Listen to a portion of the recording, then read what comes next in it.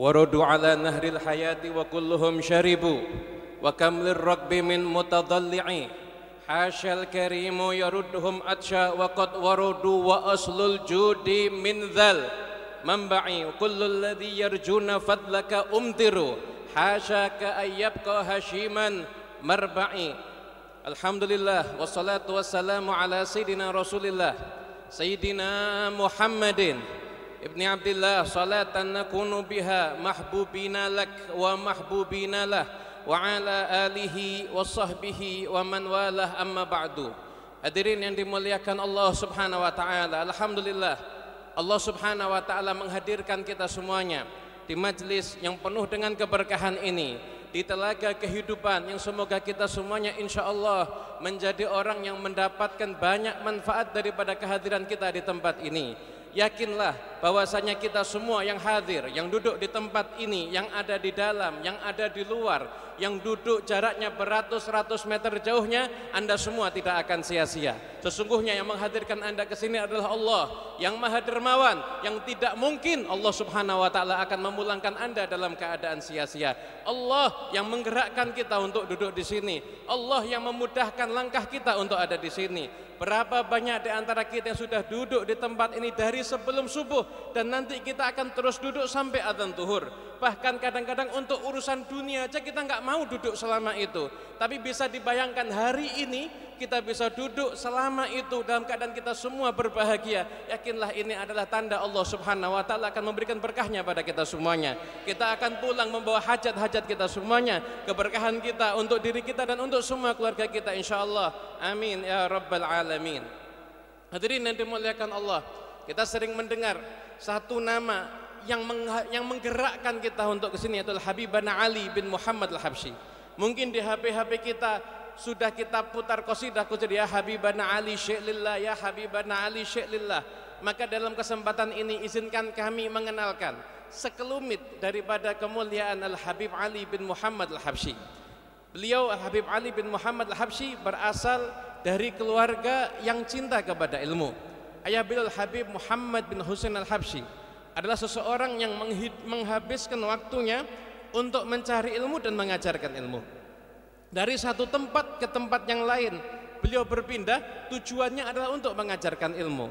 Bahkan ketika beliau mendatangi kota Syibam, itu tujuannya adalah untuk berdakwah. Dan di sana ketika itu beliau mencari seorang wanita yang akan membantu beliau untuk berdakwah. Tujuan pergi untuk berdakwah, cari partner hidup yang membantu untuk berdakwah. Maka dipilihkanlah seorang wanita yang salihah, yaitu Hababah Alawiyah binti Husain al-Jufri. Kemudian pagi datang untuk melamar, setelah itu malam dilaksanakan akad nikah, dan besok pagi keduanya sudah pergi untuk melanjutkan perjuangan dakwah mereka. Sehingga ketika masyarakat kemudian memberikan cibiran, mengomentari, apa ini pernikahan? Kenapa enggak ada meriahnya? Kenapa enggak ada pestanya? Kenapa enggak ada kebahagiaan di pernikahan itu? Pernikah sebentar langsung pergi. Maka setelah Habib Muhammad bin al-Habsyi membawa istrinya berdakwah, kemudian datang dari suatu tempat ke tempat yang lain, tinggal di satu tempat, di situ istri beliau berdakwah, di situ ada wanita-wanita yang seumur hidupnya belum pernah sholat. Kemudian ketika didakwahi diajaklah Hababah Alawiyah al-Jufri tersebut, sampai akhirnya 3 shaf itu berdiri di belakangnya Hababah Alawiyah, dan mereka semua menjadi orang-orang yang rajin mengerjakan sholat. Bahkan ada di antara satu wanita tua seumur hidupnya hari lahir nggak pernah sholat sama sekali. Maka ketika Habib Muhammad bin Husain menuliskan surat menyampaikan hasil dakwah daripada beliau dan istrinya, maka Habib Ahmad bin Umar bin Sumit, seorang pendakwah yang ada di Syibam, ketika menerima suratnya Habib Muhammad bin Husain tersebut di mimbar Jumat, selesai sholat Jumat, beliau membacakan surat tersebut. Ini pernikahan yang kalian komentari, ini hasilnya seperti ini. Pasangan suami istri yang berdakwah di jalan Allah Ta'ala, ini hasil dakwahnya. Bahkan beliau mengatakan, tahu enggak, pernikahan yang seperti itu yang rayakan bukan manusia seperti kita, tapi malaikatlah yang akan merayakan pernikahan yang seperti itu. Hadirin yang dimuliakan Allah Ta'ala, dari pasangan yang istimewa inilah lahirlah seorang Salih Habib Ali bin Muhammad al-Habsyi. Lahir di kota Qasam Hadramut pada hari Jumat tanggal 24 Syawal tahun 1259 Hijriah. Ketika usia Habib Ali kecil, ayah anda beliau Habib Muhammad bin Husain itu mendapatkan perintah dari gurunya Habib Abdullah bin Husain bin Tahir, penulis kitab Sulamut Taufik yang karyanya banyak dibaca, ada di Indonesia dan Nusantara ini. Habib Abdullah bin Husain bin Tahir mengutus Habib Muhammad bin Husain untuk pergi ke Mekah untuk berdakwah. Memang kalau di Haram udah banyak ulama, tapi ketika itu beliau dapat kabar bahwasanya di luar lingkaran Haram di situ masih banyak orang-orang awam. Maka ditugaskan ayahanda Habib Ali untuk pergi ke sana untuk berdakwah kepada yang ada di pelosok di luar daripada kawasan Haram tersebut dan untuk mengajarkan kepada mereka semuanya agama Islam. Kemudian Habib Ali dididik oleh ibunya, dan dalam pendidikan itu Habib Ali dididik oleh wanita yang terbaik, wanita yang mengajarkan kepada beliau tentang akhlak yang mulia, wanita yang berhasil dan sukses menjadikan Habib Ali sejak kecil yang diidolakan orang-orang yang saleh. Habib Ali ini hobinya baca ceritanya orang saleh, hobinya cari info tentang kehidupannya orang saleh, dengarkan ceritanya orang saleh. Nanti setiap dengar ceritanya orang saleh, setiap baca ceritanya orang saleh, datang sama ibunya bercerita, wahai ibu, saya habis dengarkan ceritanya orang saleh fulan, ya wahai ibu, jadikan aku seperti dia. Maka ibunya pun mendoakan. Kemudian datang lagi dengar cerita orang saleh lagi, datang lagi kepada ibunya. Maka pertanyaan yang harus kita tanyakan pada diri kita, siapa yang diidolakan sama anak kita sekarang? Siapa yang diidolakan sama mereka? Jangan-jangan yang diidolakan sama anak-anak kita adalah orang yang seumur hidupnya tidak pernah sujud sama Allah, bahkan ingkar kepada Allah, kufur kepada Allah Subhanahu wa taala. Ibunda Habib Ali sukses menjadikan Habib Ali dari kecil itu yang diidolakan orang-orang saleh. Sehingga Habib Ali tumbuh dewasa menjadi anak yang akhlaknya mulia, ilmunya luar biasa. Awalnya tinggal di Qasam, kemudian berdasarkan isyarah daripada Habib Umar bin Hasan Al-Haddad yang melihat bahwa Habib Ali sejak kecil ini anak punya potensi, ini anak punya kelebihan yang nggak dimiliki sama yang lainnya. Maka kemudian memberikan isyarah untuk berpindah dari kota Qasam. Sehingga ketika itu Habib Muhammad bin Husain memerintahkan ibunda Habib Ali untuk pergi ke Masileh, berjumpa dengan Habib Abdullah bin Husain bin Tahir untuk meminta izin keluar dari kota Qasam. Kemudian Habib Ali tinggal di Siwun, karena di kota Siwun di situ banyak sekali para ulama. Di situ Habib Ali bisa kemudian menambah ilmunya lagi, belajar terus ada di kota Siwun. Dan begitulah masa kecil Habib Ali bin Muhammad Al-Habsyi. Kecintaannya kepada orang saleh, kehidupannya membaca kalamnya orang-orang yang saleh, waktu-waktunya diisi dengan kesalehan. Hingga Habib Ali suatu ketika beliau itu setiap datang tamu para ulama, Habib Ali itu senang kalau bisa menjamu mereka. Maka Habib Ali kadang-kadang berusaha untuk menjamu mereka, sampai suatu ketika datang ke kota Siwun seorang musnid, Al-Imam Al-Habib Idrus bin Umar Al-Habsyi, seorang ulama besar ketika itu. Datang ke kota Siwun, kemudian Habib Ali bilang sama ibu, "Hei ibu, saya pengen ngundang makan ini orang-orang mulia, orang-orang istimewa ini." Kemudian kata Habib Ali, "Ya kita siapkan." Pada ibu Habib Ali juga nggak punya apa-apa, maka berusaha untuk mencari-cari seadanya. Kemudian setelah itu ternyata tamu yang datang jumlahnya cukup banyak, tapi semua alhamdulillah bisa dijamu. Setelah selesai jamuan makan tersebut, ketika para ulama di situ berkumpul, maka tiba-tiba ibunya Habib Ali keluar dari dalam. Dan ibunya Habib Ali mengatakan, "Kalian semua yang ada di sini, saksikanlah bahwasanya aku ridha pada anakku Ali. Dia tidak pernah menyelisihi aku, nggak pernah menyakiti hatiku. Kalian semua jadi saksinya." Maka dalam kesempatan itu Habib Ali kemudian beliau menangis tangisan bahagia dan beliau berkata pada semua yang hadir, "Wahai hadirin, wahai para habaib, wahai para alim ulama, tolong kalian jadi saksi untukku nanti ada di akhirat, bahwasanya aku di dunia telah mendapatkan ridha daripada ibuku." Al-Habib Ali bin Muhammad Al-Habsyi kemudian di usia beliau 17 tahun beliau diminta oleh ayahanda beliau untuk pergi ke Mekah. Kemudian dalam surat tersebut seakan-akan isyarahnya Habib Ali akan tinggal di Mekah dan tidak akan kembali lagi. Dalam keadaan itu maka ibunya berkata, "Wahai Ali, sesungguhnya berat untuk berpisah denganmu, tapi aku tidak pernah ingin menyelisihi daripada perintah ayahmu. Kalau tanya pada hatiku aku berat, tapi ini perintah ayahmu dan aku nggak mau melanggar perintah ayahmu, silahkan engkau berangkat." Maka berangkatlah Habib Ali bin Muhammad Al-Habsyi. Ketika Habib Ali bin Muhammad Al-Habsyi sampai ada di kota Mekah, kemudian beliau di sana dididik oleh ayahnya Rasul Habib Muhammad bin Husain Al-Habsyi, dan beliau juga berguru kepada ulama Mekah yang ada di saat itu, yaitu Sayyid Ahmad bin Zaini Dahlan. Dan Habib Ali sempat belajar taklim tafsir Al-Baghawi dengan Sayyid Ahmad bin Zaini Dahlan ketika itu. Kemudian dari sinilah tersambung sanad antara Habib Ali bin Muhammad Al-Habsyi dengan para ulama yang ada di Nusantara dan Indonesia ini. Sayyid Ahmad Zaini Dahlan itu merupakan salah seorang ulama yang menjadi rujukan banyak ulama Nusantara yang saat itu belajar ke Mekah. Dan Habib Ali, ayah beliau adalah seorang mufti, yaitu Habib Muhammad bin Husain. Dan kakak beliau Habib Husain bin Muhammad bin Husain juga seorang mufti yang menggantikan kedudukan daripada ayahnya. Setelah ayah Habib Muhammad bin Husain meninggal, Habib Ali saat itu posisinya ada di Hadramaut di kota Sewun, kakak beliau itu ada di Mekah, dan Habib Husain bin Muhammad bin Husain itulah yang menggantikan posisi ayahnya sebagai mufti. Oleh karena itu terjadi irtibat, tersambung antara para ulama yang ada di Indonesia ini dengan beliau, sehingga kita bisa lihat di kitabnya Syekh Yasin Al-Fadani, beliau punya kitab membahas kaidah fikih Fawaidul Janiyah, maka di bagian awal disebutkan sanadnya. Di antara sanadnya beliau mengambil ilmu sampai kepada Habib Husain dan kepada Habib Muhammad bin Husain Al-Habsyi. Kita bisa lihat pula di kitab Tasniful Asma karya beliau, ketika beliau menyebutkan biografi para ulama, dan beliau menyebutkan biografi para ulama Nusantara, di antara Kiai Haji Hashim Asy'ari. Beliau juga menyebutkan bahwasanya di tulisan itu termaktub, di nasnya ada bahwasanya Habib Kiai Haji Hashim Asy'ari berguru kepada Habib Husain bin Muhammad bin Husain Al-Habsyi.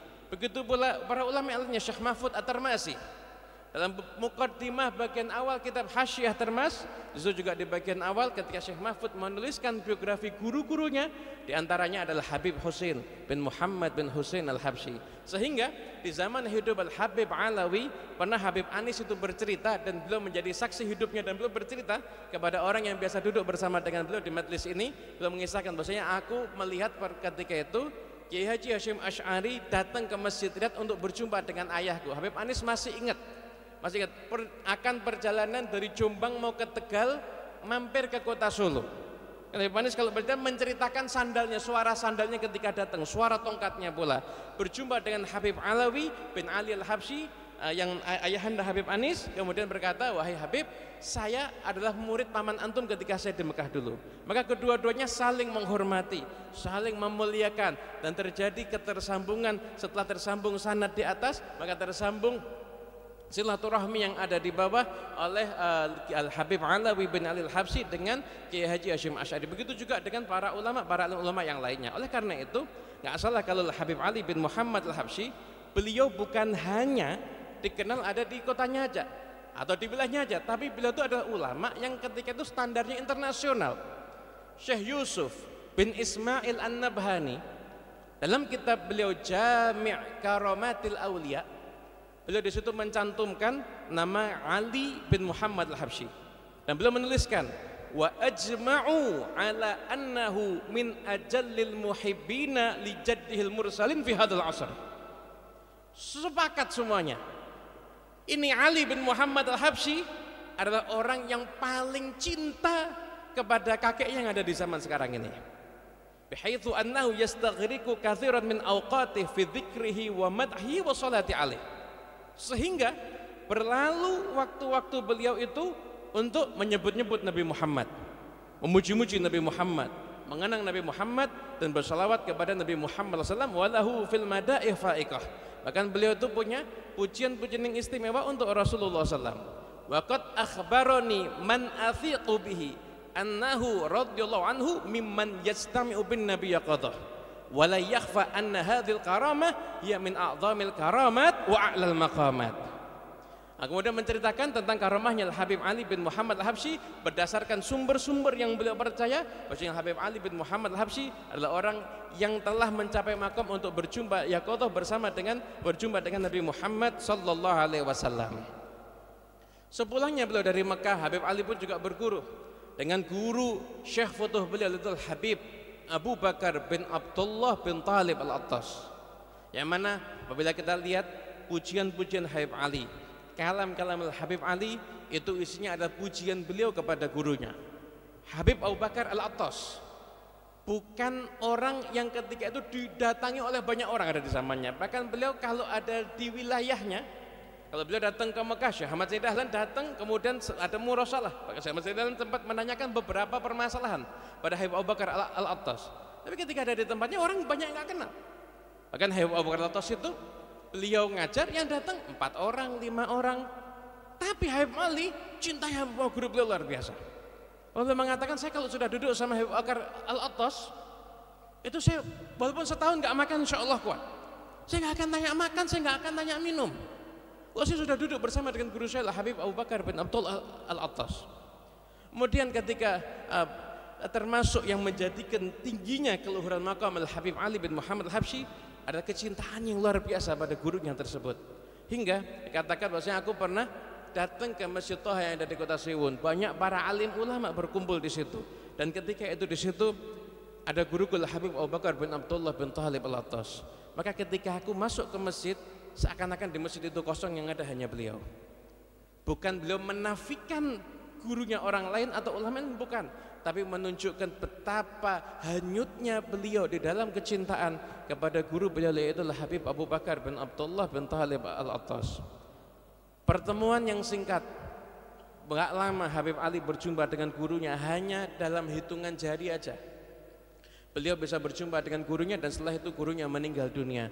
Namun keberkahan dari gurunya menjadikan syair-syair Habib Ali, kalam-kalam Habib Ali bin Muhammad Al-Habsyi itu penuh dipenuhi dengan pujian kepada guru beliau, yaitu Habib Abu Bakar bin Abdullah bin Thalib Al-Attas. Sebelum Habib Ali mencapai marhalah dakwah beliau, ketika beliau akhirnya bangun masjid dan membangun ribat untuk para santri, Habib Ali terlebih dahulu sepulang dari Makkah, beliau mengajar di Masjid Syekh Hambal Baraja. Beliau tinggal di situ dan beliau mengajar ada di situ. Habib Ali mengatakan, selama 30 tahun aku tinggal di daerah ini.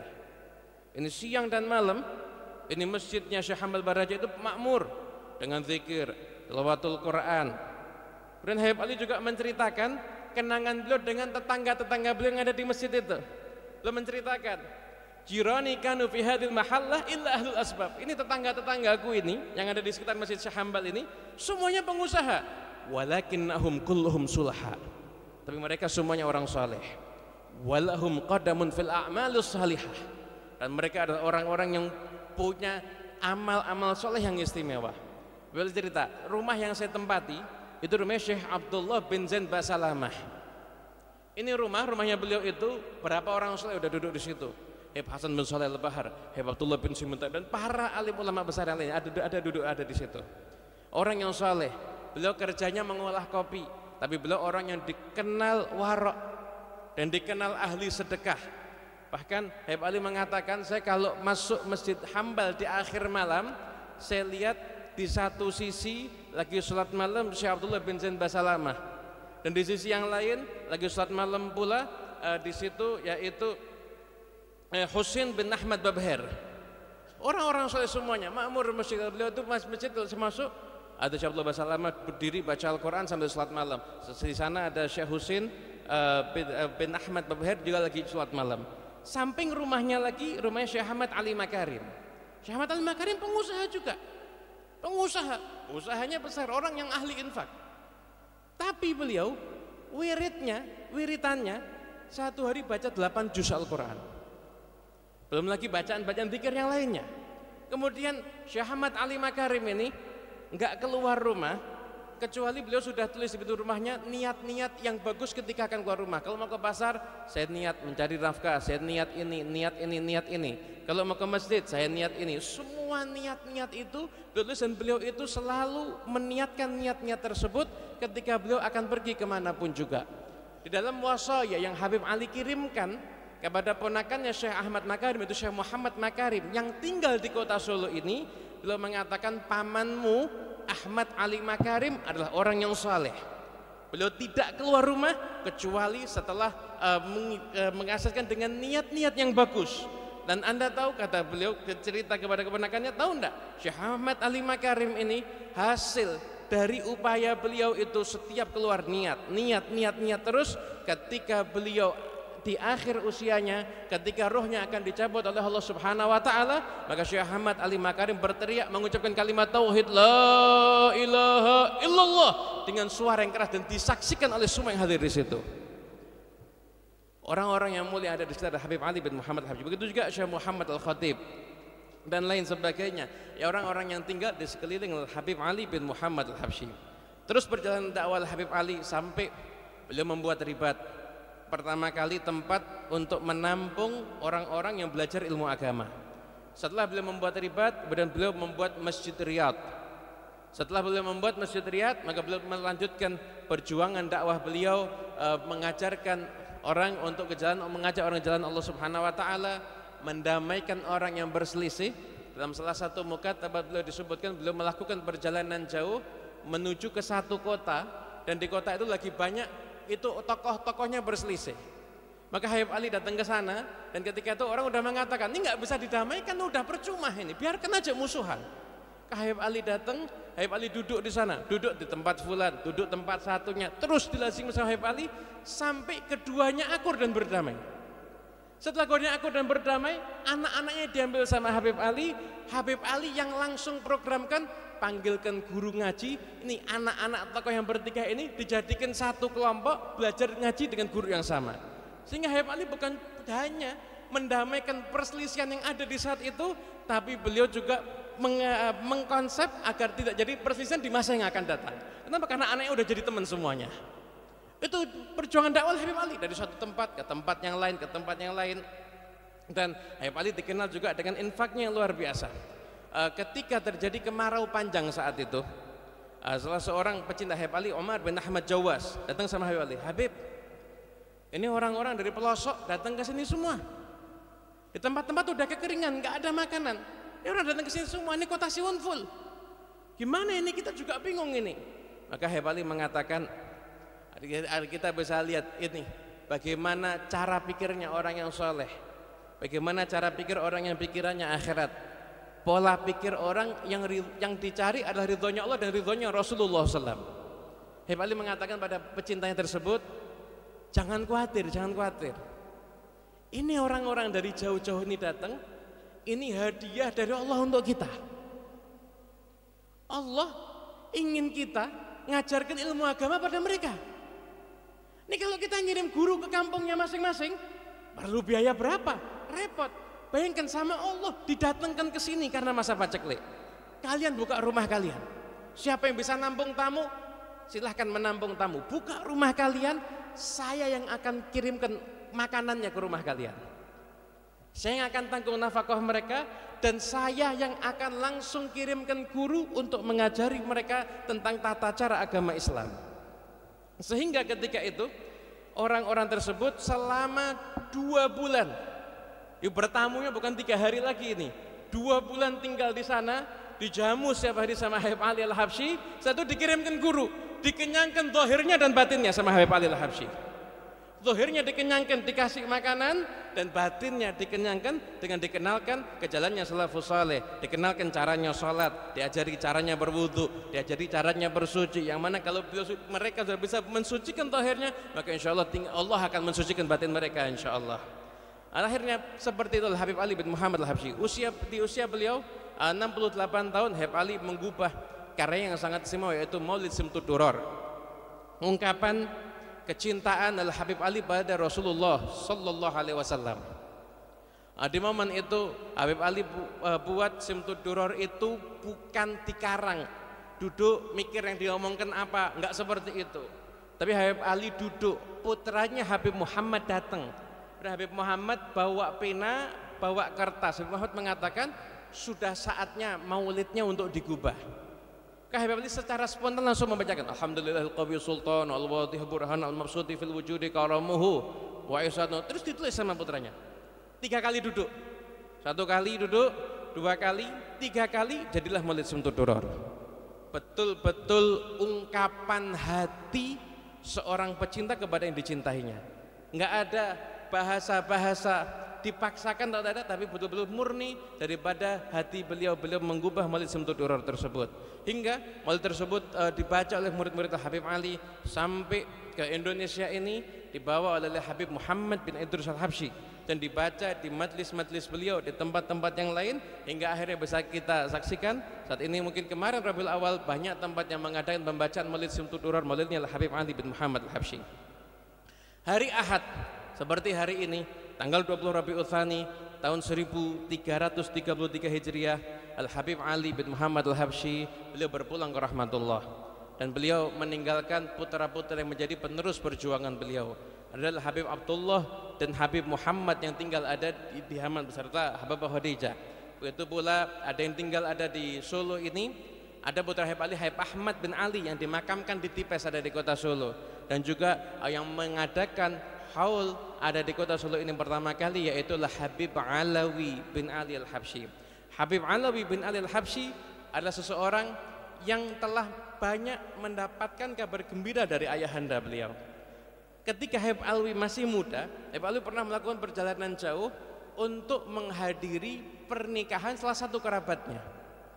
Ketika pulang berjumpa dengan Habib Ali, maka Habib Ali mengatakan, "Ya Alwi, anta min ahlil wafa mithlu abik." Hai Alwi, engkau ini orang yang pandai menjaga silaturahmi, menjaga kekerabatan, pandai menjaga balas budi seperti ayahmu. Aku ini, kata Habib Ali, aku ini sampai sekarang itu yang merawat aku, itu Syekhah Maryam Bahanan yang dulu kecil ngajari aku itu sampai sekarang zuriyahnya masih aku penuhi kebutuhan hidupnya sampai sekarang ini. Engkau adalah orang yang pandai menjaga silaturahmi, pandai menghargai jasa orang lain seperti ayahmu. Dan seperti itulah Habib Alawi membangun Masjid Riyad ini, membangun Zawiyah ini, mengadakan beragam kegiatan-kegiatan dari tempat ini, mulai dari haul, mulai dari sholat berjamaah, udah membaca maulid di malam Jumat, kegiatan rohah yang setiap harinya diadakan di tempat ini, waktu demi waktu berlangsung. Dan sebagaimana apa yang dikatakan sama Habib Ali, anta min ahlil wafa mithlu abik, setahun setelah beliau pergi ke Gresik untuk berjumpa dengan Habib Abu Bakar bin Muhammad As-Segaf dalam pertemuan yang khusus dan sangat indah, beliau pulang, kondisinya kemudian sering sakit. Dalam kondisi sakit beliau berangkat ke Palembang. Tujuannya apa ke Palembang? Beliau berangkat ke Palembang untuk beliau menghadiri pernikahan salah satu daripada kerabat beliau dari jalur ibu beliau. Kemudian beliau hadir di sana, betapa gembiranya masyarakat Palembang ketika kedatangan Habib Alawi. Maka setelah acara pernikahan tersebut, Habib Alawi bin Ali Al-Habsyi meninggal dunia, wafat ada di kota Palembang. Kemudian jenazahnya dibawa dari Palembang kemudian ke Jakarta, disolatkan di Palembang oleh para ulamanya, disolatkan di Jakarta oleh para ulamanya pula, kemudian sampai ada di kota Solo, disolatkan pula oleh para ulama dan dimakamkan ada di samping Masjid Riyad. Al-Habib Alawi juga meninggalkan putra-putranya, di antaranya menjadi penerus beliau adalah Al-Habib Muhammad Anis bin Alawi Al-Habsyi, yang mana Al-Habib Alawi ketika akan berangkat ke Palembang, beliau memberikan wasiat kepada Habib Anis. Beliau mengatakan, wahai anakku, sebenarnya aku ingin engkau ikut perjalananku ini, tapi kalau engkau ikut perjalananku ke Palembang, siapa yang jaga masjid nanti? Tempat ini akan kosong, nanti nggak ada yang ngatur rohah, nggak ada yang ngatur maulid, nggak ada yang ngatur majelis taklimnya. Ibumu akan kesepian, saudara-saudaramu juga akan kesepian kalau kita semua berangkat. Jadi aku ingin engkau tinggal di sini agar engkau bisa menyenangkan hati mereka semuanya. Cukup wahai putraku, engkau ngantar aku sampai ke Semarang. Setelah dari Semarang aku menuju ke Jakarta, engkau kembali ke Solo, biar saudara-saudaramu, keluargamu dan tetangga-tetangga masjid ini nyaman karena ada kamu ada di sini. Makmurkanlah kegiatan yang ada di sini. Engkau dengan saudaramu Abu Bakar putranya Habib Ahmad bin Ali, Ustaz Abu Bakar, merawat daripada majlis ini. Kerjakan semua yang biasa saya lakukan di sini. Jangan ada satupun yang berkurang. Rohahnya, majlis ta'limnya, maulidnya, bahkan hizib Quran antara maghrib dan isya disebut sama Habib Alawi. Salat berjamaahnya semua, jangan ada satupun yang berkurang. Karena kalau aku nggak ada di sini, biar tahu tetangga-tetangga masjid nggak merasa kesepian. Karena kalau kau dan aku pergi, dua-duanya pergi, nanti mereka akan merasa kesepian. Dan aku perhatikan hal ini baik-baik, ini wasiatku kepadamu. Dan aku nggak ngasih wasiat untuk kamu ngurus ibumu dan saudara-saudaramu. Karena aku di sini aja, engkau sudah menyenangkan hatiku. Engkau ngurus mereka dengan baik. Apalagi ketika aku pergi, aku nggak mewasiatkan itu, karena aku yakin kau pasti akan melakukannya dengan baik. Dan betul, itu adalah wasiat terakhir Al-Habib Alawi kepada Al-Habib Anis.